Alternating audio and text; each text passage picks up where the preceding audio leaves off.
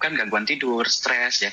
Kemudian kalau stres juga bisa lingkaran setannya, stres bisa meningkatkan asam lambung, akhirnya apa? Nggak sembuh-sembuh. Nah itu ya, makanya ini ada pasien saya nih, dari 2015 kena GERD, nggak sembuh-sembuh nih, sudah 10 tahun, dan alhamdulillah dengan pengobatan 2 bulan di AFC sudah bisa sembuh. Bahkan testimoninya, dok saya sudah nggak ada nyeri dada, nggak ada mual, nggak ada lemas, nggak ada berdebar-debar, nah kemudian badan terasa lebih fit, ya. Terus kemudian yang lucunya lagi sekarang saya bisa kemana-mana sendiri dok. Nah itu luar biasa. Kenapa kok bisa sembuh? Padahal GERD itu dan MAH itu memang salah satu penyakit yang susah. Nanti akan kita bahas ya. Jadi kesimpulannya GERD adalah gastroesophageal reflux disease, di mana penyakit yang diakibatkan oleh reflux dari zat yang ada di lambung, ya, makanan, ya, gas, kemudian asam yang naik ke atas, di mana kerongkongan atau esofagus itu tidak ada pertahanan terhadap asam, sehingga mudah iritasi dan mudah luka yang mengakibatkan sensasi gejala nyeri terbakar, ya, kemudian mual, muntah, bahkan bisa batuk, ya, karena aspirasi. Nah, kalau MAH sendiri lebih terbatas di lambung, di mana asam lambungnya tinggi, kemudian dinding lambungnya tidak sanggup lagi mempertahankan sehingga terjadi peradangan di lambung. Makanya dalam tulisan dari medisnya kan gastritis itu berasal dari kata gaster dan is, ya. Nah, gaster itu lambung, is itu peradangan di lambung, itu bedanya. Nah, terus, jadi sebelum kita masuk ke patofisiologi dari GERD, nah ingat ya kawan-kawan, nah jadi salah satu penyakit yang susah untuk sembuh itu adalah mukosa, ya, penyakit, ya, sel mukosa itu susah sembuh. Kenapa? Mukosa itu relatif cenderung basah. Nah, ingat ya, kalau luka kita nih di kulit, kalau misalnya basah, nah itu sembuhnya lebih lama dibandingkan yang kita bisa jaga kering tuh itu. Nah, di mana di usus itu basah, di samping basah terus, kemudian dia gerak terus, ada pergerakan otonom. Ingat kalau luka, kalau kita otak-atik gerak terus, sembuhnya lama. Nah, makanya itu proses pemulihan untuk luka-luka di usus itu sangat lama. Nah, nggak cuma gejala nih. Biasanya saya ngobatin untuk gastritis itu nggak cuma 3 hari. Ya, saya kasih obat, ya, pola hidup kita jaga. Saya kasih obat itu 2 minggu sampai 1 bulan. Walaupun nggak ada gejala. Kenapa? Karena mungkin gejalanya sudah hilang, cuma peradangannya, kemudian lukanya itu belum sembuh sempurna. Nah, ingat, nih kita sudah bahas kemarin. Luka, ya, kalau sel yang rusak, kalau dia belum sembuh sempurna, maka dia akan merusak sel sebelahnya. Padahal sel yang sebelahnya itu sudah kita perbaiki, masih ada sel yang rusak. Di sel yang rusak itu bisa merusak sebelahnya. Kayak teori apel busuk, ya. Nah, apel busuk itu kalau ada apel busuk satu di antara apel-apel yang lain, padahal apel-apel yang lain sehat. Kenapa kok apel yang lain itu busuk juga? Nah, itu dia. Karena ingat ya, kerusakan DNA akibat radang yang terus-menerus, sehingga kerusakan DNA, kemudian pemendekan dari kromosom, kemudian mitokondrianya disfungsi, nah kemudian selnya usianya memendek dan akhirnya gampang rusak. Nah, rusak ini mengeluarkan mediator inflamasi, membuat lingkungan di daerah sekitarnya itu bisa jadi rusak juga. Nah, jadi ingat kawan-kawan, dalam terapi GERD, ya, saya ingatkan pesan pertama, dalam terapi GERD atau gastritis, ya, pastikan kawan-kawan sembuh. Nah, kenapa nanti nutrisi AFC, ya, baik Subbarasi, Utsukushi maupun Hikari, itu kawan-kawan wajib minimal 6 bulan. Kenapa? Itu tadi, selnya biar sempurna. Kalau selnya sempurna sembuhnya, dia nggak akan sakit lagi, nggak akan rusak lagi. Kalau misalnya putus di tengah jalan kawan-kawan, mungkin sebagian sudah sembuh, tapi sebagian lagi belum. Nah, sebagian lagi yang belum ini akan merusak sel yang sudah diperbaiki. Makanya minimal, ya, sebagian besar 90% sel atau jaringan atau organ itu harus sembuh, harus pulih, sehingga nanti kawan-kawan nggak perlu lagi itu minum-minuman obat, ya. Kemudian nutrisi AFC-nya juga bisa di stop atau dikurangi. Nah, tinggal kita jaga saja, tinggal pola hidupnya kita atur supaya nggak rusak lagi. Nah, itu ya, kalau organnya sudah sembuh sempurna, ya. Itu poin penting, pesan untuk kawan-kawan yang hadir di sini yang sudah terkena GERD, ya, pastikan sembuh, ya. Jangan putus di tengah jalan, oh dok udah gejalanya nggak ada dok, saya mau stop.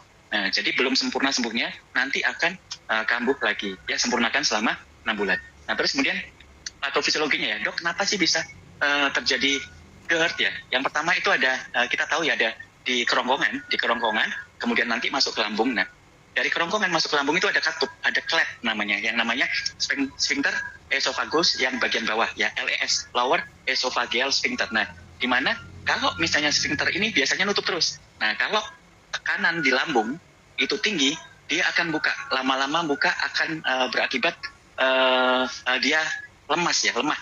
ya lemah, sphinkternya lemah, akhirnya gas yang harusnya nggak naik, cairan lambung ya, cairan asam yang harusnya nggak naik, atau makanan yang harusnya nggak naik, jadi naik kawan-kawan. Nah itu ya, karena ada kelemahan dari esophageal sphincter ya. Nah penyebabnya apa dok? Nah penyebabnya ini ya dari yang pertama memang dari makanan ya. Makanan apa yang bisa menyebabkan penurunan dari fungsi LES tadi ya. Nah, makanan yang tinggi itu mungkin kawan-kawan coklat jangan banyak-banyak ya. Ya coklat, kemudian kopi, alkohol, ada permen mint ya, hati-hati kawan-kawan yang punya GERD, permen mint hati-hati. Kemudian makanan yang berlemak tadi yang sempat dibahas tuh, berminyak bersantan tuh bisa menyebabkan GERD ya, hati-hati. Salah satunya fungsinya untuk bisa menyebabkan lesnya terjadi kelemahan. Nah kemudian ada obat-obat tuh tertentu ya, hati-hati, ada obat-obat tertentu yang bisa menyebabkan GERD. Ya salah satunya antikolinergik sama obat dewa, steroid ya, hati-hati. Nah kemudian ada hormon-hormon tertentu ya, hormon. Nah jadi pasien-pasien yang suntik KB ya, hati-hati kalau hormon progesteron juga bisa mengurangi fungsi dari LES tadi ya. Nah terus kemudian apalagi dok penyebabnya tadi ada kelemahan dari ini ya LES. Kemudian ada relaksasi LES yang berlebihan ya. Jadi apa biasanya kawan-kawan tuh makan langsung banyak ya, tekanannya tinggi itu, makan langsung banyak ya. Ingat baginda Rasul mengajarkan kepada kita makan itu ada 3 ya, lambung itu dibagi jadi 3. Yang pertama sepertiga yang pertama adalah makanan, sepertiga yang kedua adalah air, sepertiga yang ketiga adalah udara. Jadi itu kawan, jangan langsung semuanya penuh sama makanan ya, akhirnya gasnya kemudian cairannya tuh dia nyari tempat, akhirnya naik ke atas. Nah itu ya. Nah jadi untuk kawan-kawan makanannya jangan langsung banyak. Nah pada pasien GERD itu kalau bisa makan sedikit-sedikit tapi sering ya. Bisa sampai 5 kali makan, sampai 5 sampai 6 kali makan ya, tetapi porsinya sedikit-sedikit. Nah kemudian ada kerusakan struktur, memang ada hernia itu yang mungkin bisa dibuktikan, kita cek ya, kita labor, kita foto, terjadi hiatal hernia di esofagus ya. Itu ya sangat jarang ya, tapi yang paling banyak karena pola makan ya, makanan yang bermasalah, kemudian jumlah makanan yang banyak. Nah kemudian ada peningkatan tekanan di intragastrik, penyebabnya ya perutnya itu buncit, perutnya obes. Nah dimana kalau obes kita duduk dia nekan tuh dari usus yang bagian bawah perut ya, nah dia nekan ke atas. Nah jadi kawan-kawan yang obes yang perutnya buncit itu lebih cenderung kena GERD ya, hati-hati karena di perut itu nekan ke lambung ya, lambung nekan ke atas ya.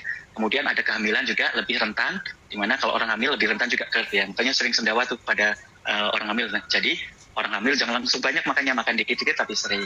Kemudian makan juga terlalu cepat itu nggak boleh. Nah makan kalau dari sunnah Rasul kan, makan itu dikit-dikit ya. Makan itu pelan-pelan, dikunyah sampai lembut ya, jangan masuk kanan keluar kiri telan, masuk kanan keluar kiri telan. Nah bahayanya kalau makan masuk ya langsung ditelan, makan langsung ditelan, bahayanya kenapa? Akan merangsang nafsu makan ya, makan itu langsung meningkat, porsinya kita makin banyak. Kenapa dok? Karena kontur makanan yang besar, molekul yang besar itu membutuhkan energi untuk memecahkan lebih banyak.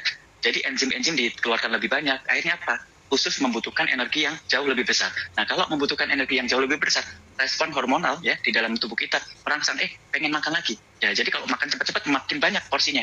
Jadi dengan kita makan pelan-pelan, kita akan mempercepat rasa kenyangnya, di mana satu juga di autofag di mulut juga bisa bekerja, nutrisi udah diserap ya, fruktosa, glukosa udah bisa diserap, dikunyah dulu. Kemudian kontur makanan yang kita makan masuk ke lambung itu lebih lembut, sehingga memudahkan lambung ya. Di samping enzim-enzimnya, asamnya nggak terlalu banyak yang dihasilkan karena mudah dicerna, kemudian pengosongan lambung juga lebih cepat ya. Jadi makan kawan-kawan harus dikunyah dulu, jangan makan masuk kanan keluar kiri ya, masuk kanan langsung telan, masuk kanan kiri telan, jangan ya. Makin banyak makannya makin berat kerja lambung ya, dan itu bisa menyebabkan potensi GERD, atau kalau sudah GERD nggak sembuh-sembuh nanti.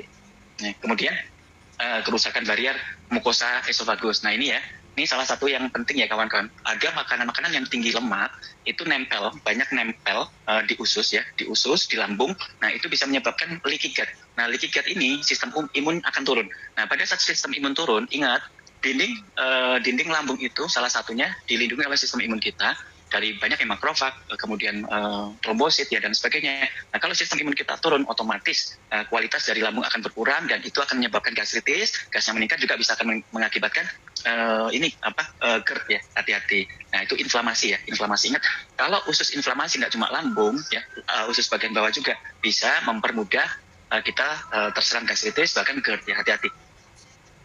Kemudian ada makanan berlemak, itu banyak ya. Melemak ini lucu ya. Dia mekanisme untuk merusak lambung dan GERD itu sangat tinggi. Di samping ya nanti ada refleks dari empedu. Nanti ada prosesnya, kita kurang minum, kemudian kita stres, kemudian empedunya tinggi ya. Akhirnya dia akan memperberat refleks dari gaster ya, hati-hati.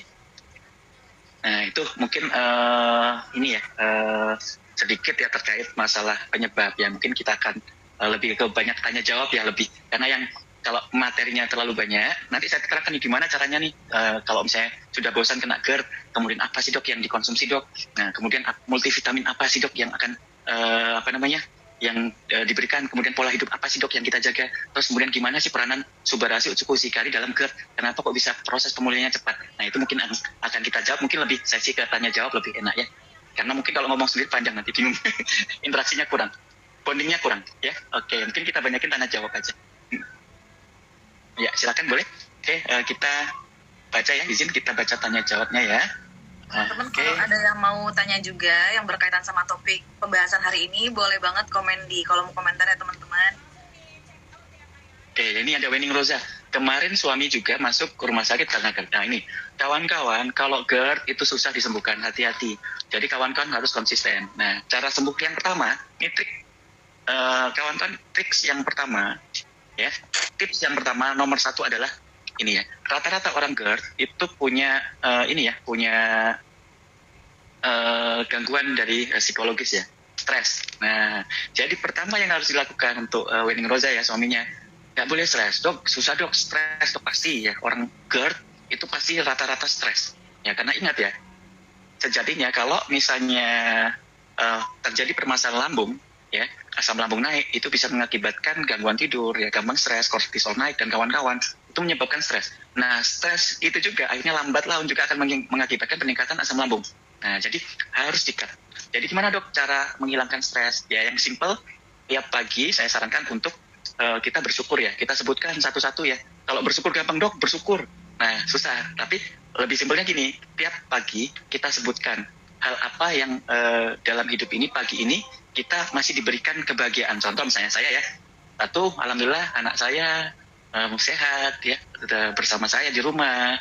Nah, coba saya bayangkan kalau berada di rumah sakit, yang cacat mungkin, yang sudah yang lain punya penyakit jantung bawaan. Nah, itu kita bayangkan dan kita syukurin. Kalau kawan-kawan nggak bayangkan, nggak akan rilis tuh. Stres nggak akan rilis. Nah, itu cara otak bekerja seperti itu. Kita harus spesifik membayangkan. Kalau kawan-kawan bersyukur, oh nggak dapat bersyukur, cuma di mulut aja. Jadi otak harus dirangsang untuk membayangkan.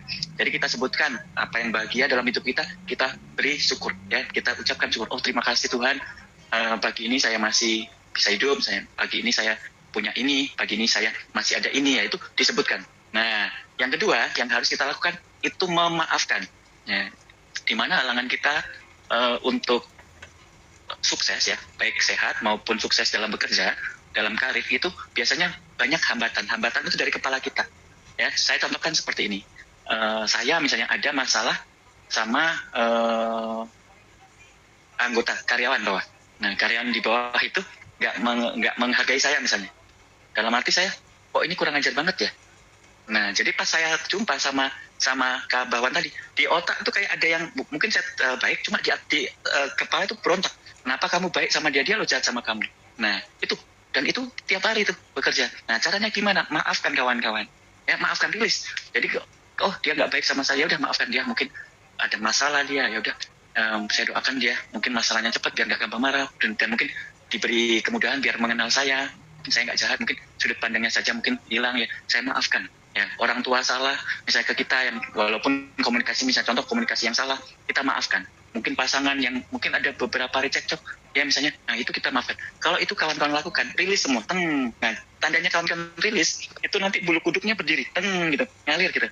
Nah, berarti rilis. Satu poin penting untuk sembuh dari GERD, itu kawan-kawan hilang. Dengan stres, jadi hilang. Kenapa? Stres itu meningkatkan stres itu meningkatkan kortisol. Nah, kortisol itu gula naik, garam naik ya, kemudian asam lambung naik ya.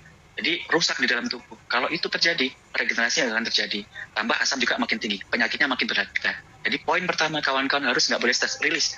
Saya kasih tips tadi 2 ya. kawan-kawan bersyukur. Tadi caranya seperti apa? Ya masing-masing kalau ada cara sendiri monggo. Yang kedua adalah bebaskan, maafkan. Ya orang semua maafkan. Nah itu ya. Nah yang selanjutnya ya untuk cepat sembuhnya ya sedikit pola hidupnya adalah kawan-kawan pola makannya dulu, cara makannya. Nah cara makannya itu makan sedikit-sedikit tapi sering. Porsi kita makan itu kan 3 kali. Jadi dipecah jadi 5 kali atau 6 kali. Ya makan dikit-dikit tapi sering. Misalnya porsinya 1 piring tuh, nah, kawan kan makan dulu setengah. Ya nanti 2 jam atau 3 jam lagi makan, nggak apa-apa.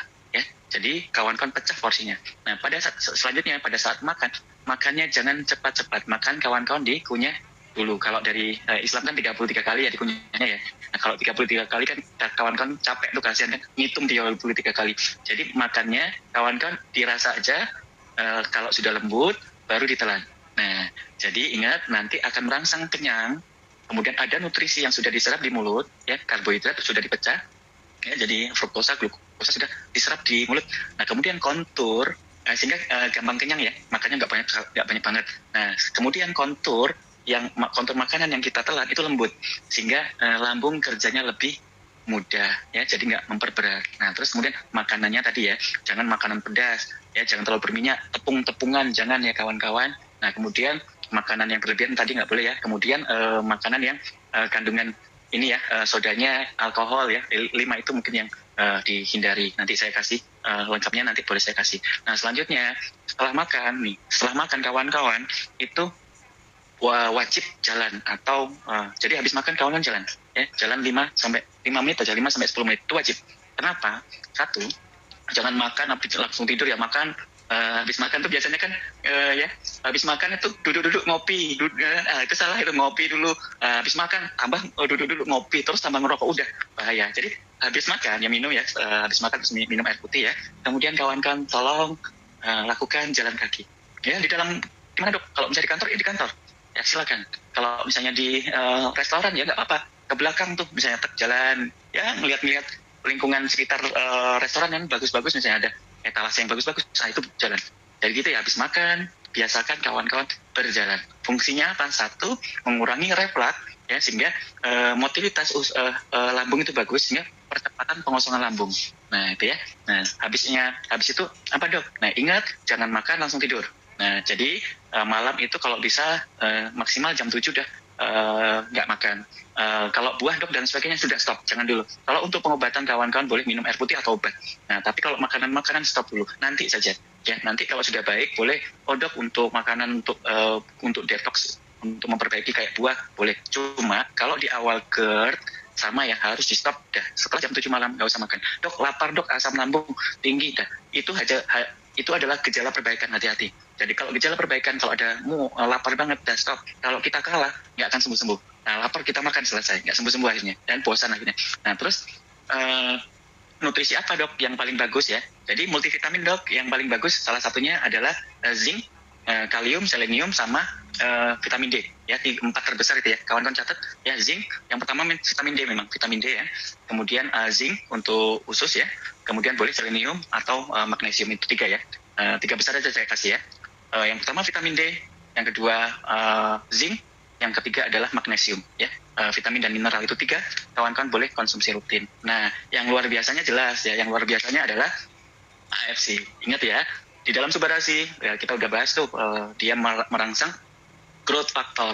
Nah growth factor ingat ya, kemarin kita bahas perbaikan DNA, perbaikan telomer, kemudian mitokondrianya bagus karena ada koenzim Q10, sehingga selnya itu nggak gampang rusak, nggak gampang mati, usianya lebih panjang. Kemudian lingkungan sel, tadi kan sel yang rusak akan merusak sel sebelahnya. Nah antioksidan dari Subarasi Utsukushi Hikari itu tinggi, nah sehingga nggak merusak sel yang rusak, nggak akan merusak sel sebelahnya ya. Jadi itu dicegah. Nah terus kemudian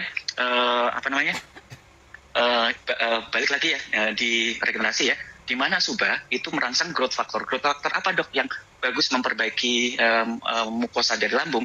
Nah mukosa dari lambung yang ditekankan oleh Subarasi adalah insulin like growth factor 1 ya, jaringan. Nah kemudian yang lebih kuat lagi adalah epidermal growth factor, EGF. Nah EGF ini spesifik, dia akan meregenerasi jaringan epitel ya. Epitel apa? Epitel kulit dan epitel mukosa. Nah makanya kalau kawan-kawan konsumsi Subarasi kadang muka ya lebih cerah ya, kemudian usus jadi lebih baik, ditambah usus jelas ya, usus udah jelas fokusnya memang di salmon DNA itu di kulit ya, tapi kalau subah secara keseluruhan. Nah terus kemudian fungsi subah tadi apalagi dok, perbaikan DNA dari sirtuin 1 sama sirtuin 6, kemudian telomerase juga yang replikasinya nggak bisa, selnya nggak bisa membelah diri karena udah kelamaan sakit ya, udah bertahun-tahun, dan sehingga telomernya memendek, nggak bisa replikasi. Nah itu diperbaiki juga oleh Subarashi, sehingga telomernya nanti memanjang, akhirnya sel bisa bereplikasi lagi, bisa menyembuh. Nah terus kemudian mitokondrianya tadi ya, ingat di Subarashi ada koenzim Q10, energi untuk mitokondria, selnya memanjang, kemudian aktivitas sistemik antioksidannya sehingga menjaga peradangan. Nah terus secara keseluruhan kawan-kawan regenerasi bisa cepat. Nah ditambah UTSU, ingat ya, UTSU probiotik saja itu bisa melawan bakteri yang ada di usus dan di lambung. Kemudian juga bisa memperbaiki mobilitas dari pergerakan dari lambung. Nah kemudian ada Takara kombu fukoidan, itu probiotik ya. Takara kombu fukoidan, ingat di medis obat lambung untuk lapisan lambung itu ada namanya fukoidan. Nah, kawan-kawan bisa searching aja. Obat lambung adalah fukoidan. Nama dagangnya ada Fukobac, Fudan, fukoidan, banyak. Dan itu obat lambung, kawan-kawan. Di usus udah ada langsung otomatis ada Takara kombu fukoidan. Fungsinya apa? Untuk melapisi dari dinding lambung. Jadi kawan-kawan dok, yang punya lambung bukannya subah dok. Nah, dua-duanya, jangan satu aja. Dua-duanya. Nah, terus ingat ya, kalau usus bagus, penyerapan nutrisi bagus, sistem imun akan naik. Nah, sistem imun itu digunakan untuk proses awal perbaikan atau regenerasi. Karena regenerasi itu butuh banyak sistem imun. Ya, Ma. Sebentar ya.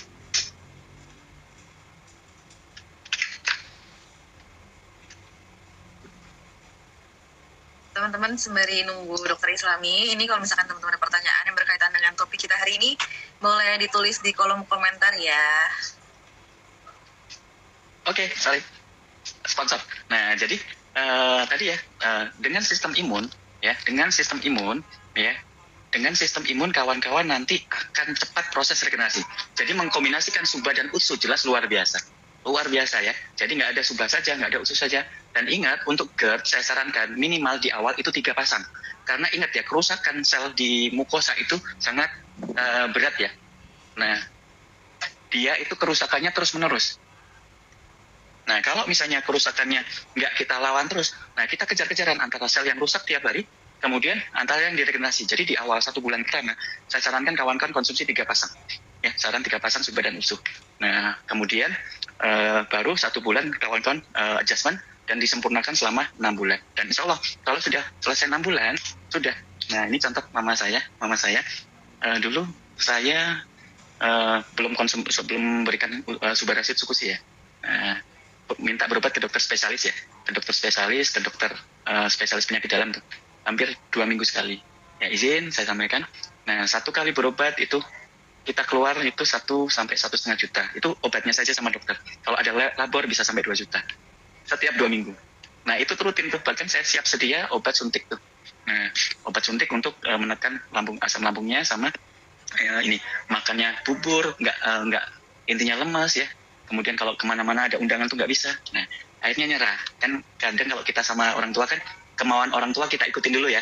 Belum, kalau sudah nyerah baru kita oke mah nyerah, oke, penanganan di kita. Jadi kita obatin dengan AFC ya, Subarashi Tsukushi. Sekarang udah undangan pergi sendiri, kemudian kalau ada pesta bisa makan ya, makanan di Riau ini kan berminyak ya, pedas ya.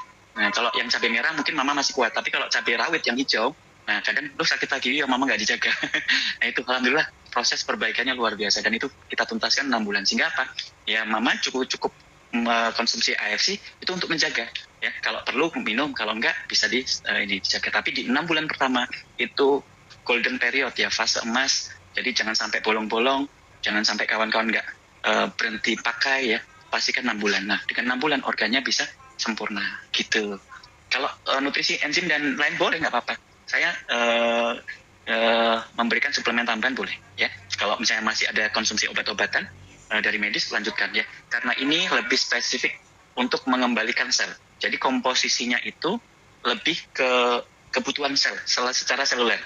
Kalau untuk kebutuhan secara umum boleh kawan-kawan tambahkan. Ya tadi kayak zinc, kemudian kayak magnesium serta vitamin D. Itu silakan ditambahkan. Gitu. Oke. Oke. Ini kan tadi dokter Islami juga mention kalau misalkan jalan kaki itu penting banget tuh buat membantu meringankan gejala GERD juga. Nah, ini setelah yang aku tahu nih dok, emang olahraga ringan itu baik. Cuman kalau untuk penderita GERD itu nggak boleh olahraga yang terlalu intens gitu ya dok ya? Betul. Nah, di mana memang ya, kalau GERD, kawan-kawan itu rata-rata gampang keliengan. Tuh, semua tuh rata-rata pasien GERD tuh gampang keliengan. Nah, jadi intinya, poinnya, kita pada saat untuk menjaga supaya tidak GERD atau pada saat GERD, intinya habis makan, kawan-kawan lakukanlah gerakan yang semampunya. Ya, kalau misalnya kita masih bisa gerak, ya di rumah saja. Gerak, jalan. Ya, dengan kita berjalan, di telapak kaki itu ada saraf ya. Nah, sudah diteliti namanya piezoelektrik ya, di mana dengan tekanan-tekanan di daerah piezoelektrik akan merangsang pergerakan dari usus. Nah, dari lambung ke usus ya. Nah, tinggal disesuaikan dengan pasiennya. Jangan langsung tinggi, jangan. Tapi kawan-kawan tahu konsepnya, habis makan, bagusnya memang dibuat bergerak, dibuat jalan. Nah, jalannya semampunya. Jadi bertahap, kalau misalnya mampunya sedikit, oke. Besok nanti lama-lama akan meningkat, gitu. Bagus, pastikan bergerak. Nah, tadi juga dokter sempat ngebahas tentang kalau gejalanya hilang itu apakah dinding lambungnya itu benar-benar pulih atau belum sih sebenarnya. Nah, ini gimana sih dok cara membedakannya? Misalkan nih gejalanya udah hilang. Nah, cara kita benar-benar tahu kalau dinding lambungnya ini sudah membaik itu gimana sih dok caranya? Nah, jadi yang paling bagus memang di gastroskopi, di endoskopi dilihat ya, paling bagus ya. Nah, tapi gini saja, saya kasih gambaran kan kalau gastroskopi itu kan mahal ya, lumayan juga. Nah, jadi pakemnya aja, kawan-kawan konsumsi Subarasi Eksekusi selama 6 bulan, dosis 1 bulan pertama itu 3 pasang, yang 5 bulan selanjutnya kawan-kawan sesuaikan, boleh 2 pasang ya. Nah, saran sih 2 pasang dipertahankan sama 6 bulan. Kalau bagus banget, mau cepat ya, bisa nggak sampai 6 bulan, itu 3 pasang terus ya untuk pasien GERD. Nah, sehingga nanti pas pada saat sudah, taruhlah 4 bulan ya, kalau misalnya 3 pasang itu bisa 4 bulan. Kawan-kawan, di 4 bulan kawan-kawan silakan endoskopi, lihat. Nah, itu yang paling keren ya, karena udah saya lakukan ya di pasien saya Bu Devi di Mojokerto.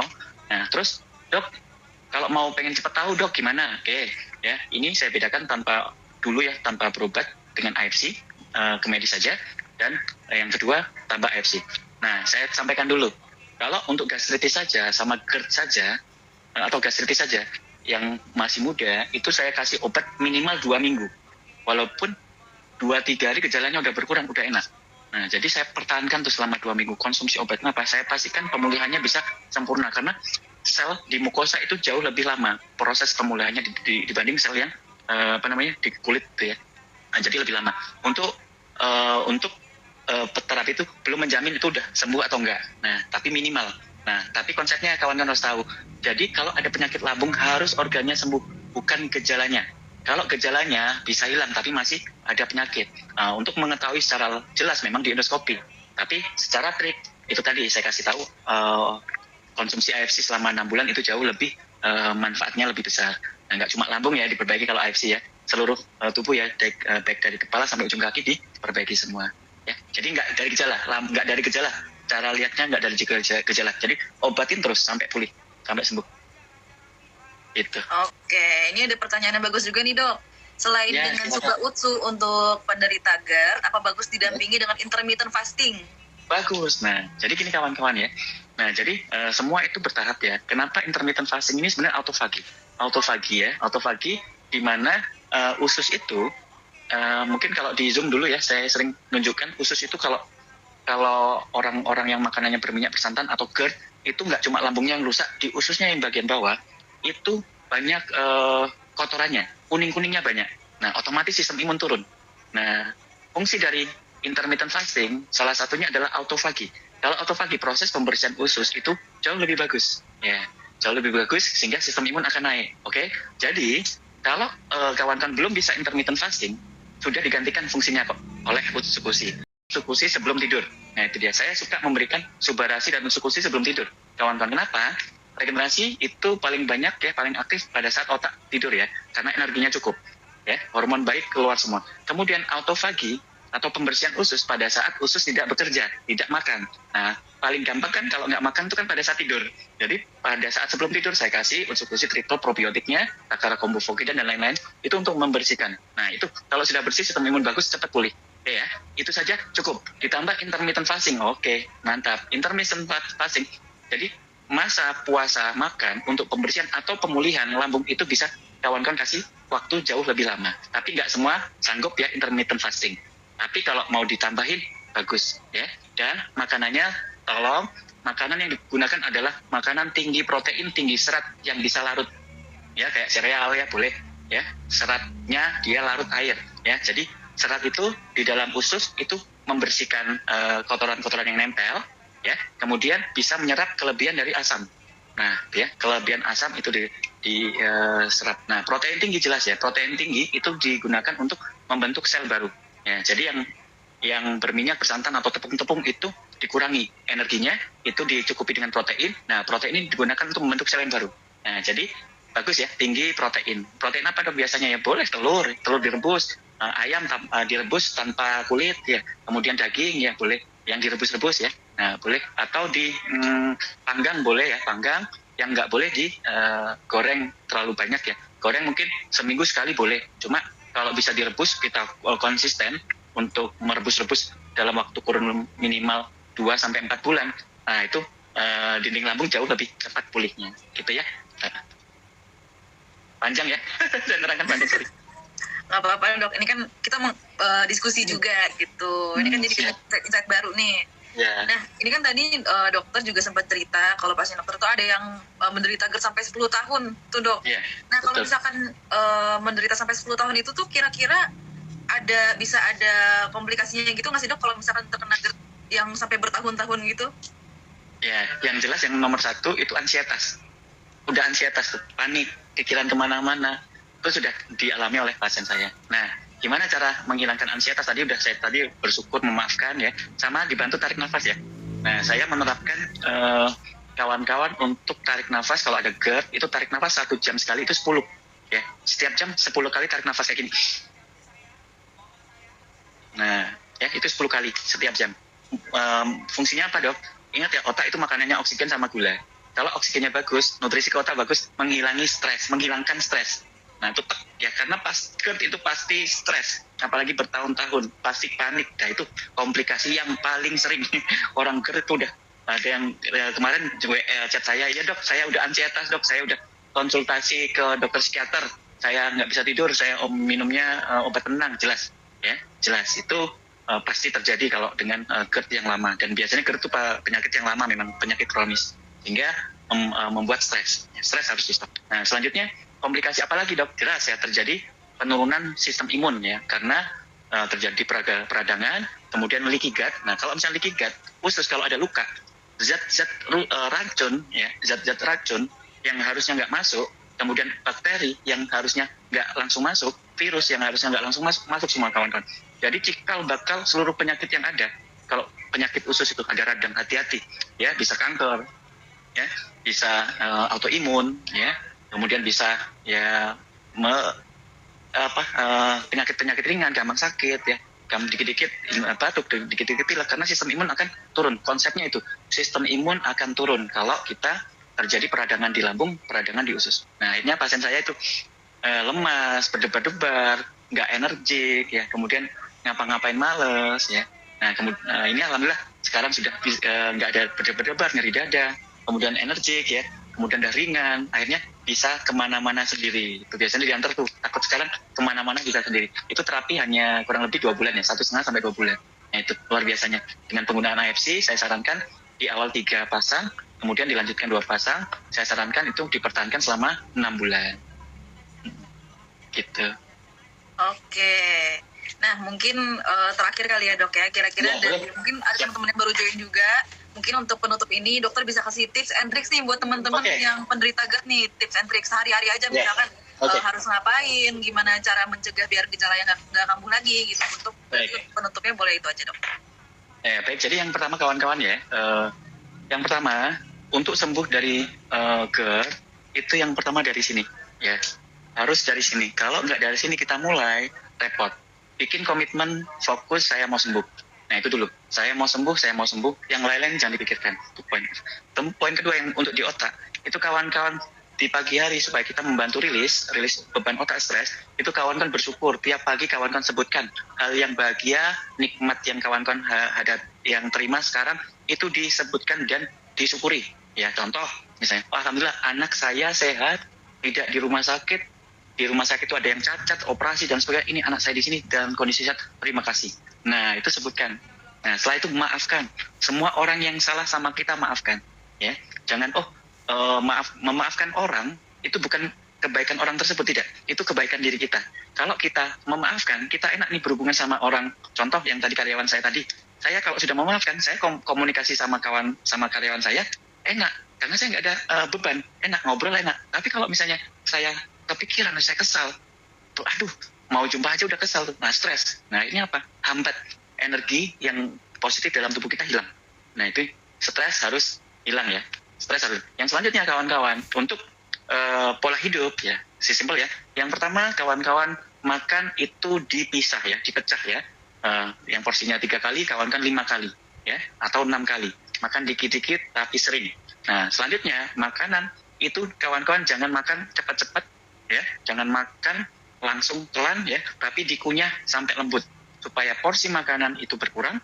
Kemudian kawan-kawan cepat terasa kenyang, kemudian beban dari lambung itu bisa berkurang, proses pengosongan lambung juga bisa lebih cepat. Nah terus makanan apa dok? Nah makanan apa? Jadi makanan yang boleh kawan-kawan konsumsi adalah makanan yang kandungan proteinnya tinggi ya, diet high protein. Nanti listnya banyak, boleh nanti kita share di Instagram ya, list high protein pada GERD. Nah itu yang dihindari tadi berminyak, bersantan, pedas ya, kemudian yang kandungan kafein ya, alkohol itu nggak boleh. Nah terus kemudian vitamin apa dok yang boleh ya, makanan tambahannya makanan yang mengandung serat yang larut ya, serat yang larut, sereal ya, itu boleh. Kemudian vitamin tambahannya boleh vitamin D, zinc sama magnesium. Nah terus kemudian untuk konsumsi nutrisinya jelas ya, AFC kawan-kawan 3 pasang selama 1 bulan pertama. Kemudian bulan kedua boleh kawan-kawan lanjutkan sampai 6 bulan atau kawan-kawan turunkan. Nah di 2 pasang. Kenapa 1 bulan ini 3 pasang? Karena kita boost ya, karena kalau GERD itu penyakit yang lama, karena GERD itu proses sembuhnya itu lebih susah dibandingkan sel yang lain, makanya minimal 3 pasang ya. Mudah-mudahan kawan-kawan cepat pulih ya, cepat sembuh, dan dimulai dari otak kita ya, hilangkan stres. Mungkin itu kawan-kawan. Oke, terima kasih dok. Ini ada yang komen nih, emang harus positive vibes nih ya dok ya, biar semakin kita berkurang, semakin berkurang stresnya, semakin berkurang juga kayaknya gejala kita untuk kambuh dari GERD ini ya dok ya. Betul, pintar. Teman-teman aku mau ngerimain juga besok hari Sabtu itu kita masih ada seminar kesehatan juga, jadi mungkin pertanyaan-pertanyaan yang belum terjawab hari ini bisa ditanyakan besok juga. Dan minggu depan hari Jumat juga kita masih ada seminar diskusi bareng Dr. Islami juga. Jadi jangan lupa untuk join di jam 3 sore ya teman-teman. Terima kasih banyak dokter. Dan ini siapkan pertanyaan ya. Jadi nanti kawan-kawan, jadi nanti pertanyaannya udah langsung. Iya, dari awal langsung komen pertanyaannya, nanti kita bisa pilih-pilih untuk sesi tanya jawab di akhir gitu. Dan ini untuk yang Zoom besok ini spesial ya, karena saya jarang bahas, dan pertanyaannya itu memang banyak nih. Pasien gagal ginjal kronis. Nah, gimana gagal ginjal kronis nih, presentasi kesembuhannya seperti apa sih yang harus dilakukan. Bahkan saya suruh kan minum banyak dok, kalau gagal ginjal kan minumnya nggak bisa. Nah besok, spill ya, jangan lupa ikutin Zoom AFC untuk support kita semua ya. Nanti insya Allah saya akan berbagi informasi ke kawan-kawan. Terima kasih. Oke, thank you banyak dokter. Sampai ketemu lagi kita di minggu depan, diskusi lagi. Teman-teman juga jangan lupa join Zoom-Zoomnya AFC, ada training, ada LOP sama health seminar juga, dan jangan lupa join live-nya AFC juga di hari Jumat jam 3 sore bareng Dr. Islami. Oke, thank you banget dok. Sampai ketemu di minggu depan. Terima kasih teman-teman yang udah join. Terima kasih.